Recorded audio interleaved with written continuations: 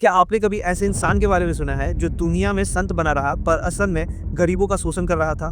मैं बात कर रहा हूँ मदर टेरेसा की, जिनका नाम सुनते ही दिमाग में अपने आप हंसता हुआ चेहरा, सफेद साड़ी और सेवा की मूर्त अपने आप बन जाती है। लेकिन आज मैं आपको उनकी जिंदगी का वो काला सच बताऊंगा जिसे जानकर आपकी रूह कांप जाएगी। क्योंकि मदर टेरेसा सिर्फ एक नहीं बल्कि हजारों लोगों की मौत की जिम्मेदार थी और सेवा के नाम पर सिर्फ धर्म परिवर्तन का एजेंडा चला रही थी। दरअसल इस कहानी की शुरुआत होती है 1990 में, जब डॉक्टर चटर्जी नाम के एक व्यक्ति जो उस वक्त यूके में रहते थे, जब उन्होंने मदर टेरेसा के नेक कामों के बारे में पता चला तो उन्हें लगा कि मुझे भी भारत जाकर लोगों की मदद करनी चाहिए और वो यूके छोड़ के इस मिशन का हिस्सा बनने के लिए भारत आ गए। लेकिन असली खेल तब शुरू हुआ जब डॉक्टर चटर्जी कोलकाता के मिशनरीज ऑफ चैरिटी पहुंचे और उन्होंने वहां जो देखा वो इंसानियत के नाम पर सबसे बड़ा धोखा था। मरीज जानवरों की तरह जमीन पर पड़े थे और मरने वालों को दर्द की दवाई तक नहीं दी जा रही थी, और अगर गलती से किसी को दवाई मिल भी गई तो उनमें से ज्यादातर दवाइयां एक्सपायर्ड होती थी। यहाँ तक कि इंजेक्शन की एक ही सुई को पानी से धोकर बार बार अलग अलग मरीजों पर इस्तेमाल किया जाता था, जिस वजह से वहाँ के कई मरीजों के बीच एड्स जैसी भयानक बीमारियां तक फैल रही थी।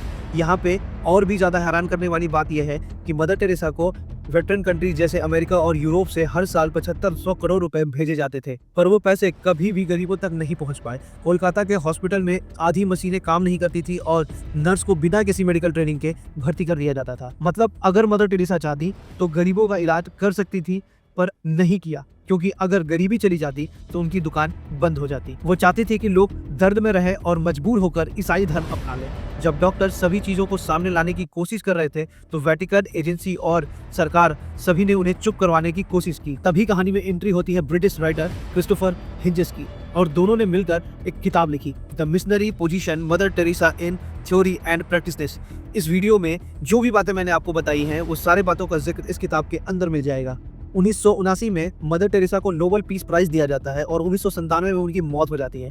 इसके बाद वेटिकन 2016 में उन्हें सेंट घोषित कर देता है। और यहाँ पे सवाल यह है कि सेवा के नाम पे धन परिवर्तन और पीड़ा को ग्लोरीफाई करने वाले को इतनी बड़ी उपलब्धि मिलनी चाहिए? हर व्यक्ति जो सेवा की बात करे वो संत नहीं होता। कभी कभार संत का नकाब सबसे बड़े पाप छुपाता है।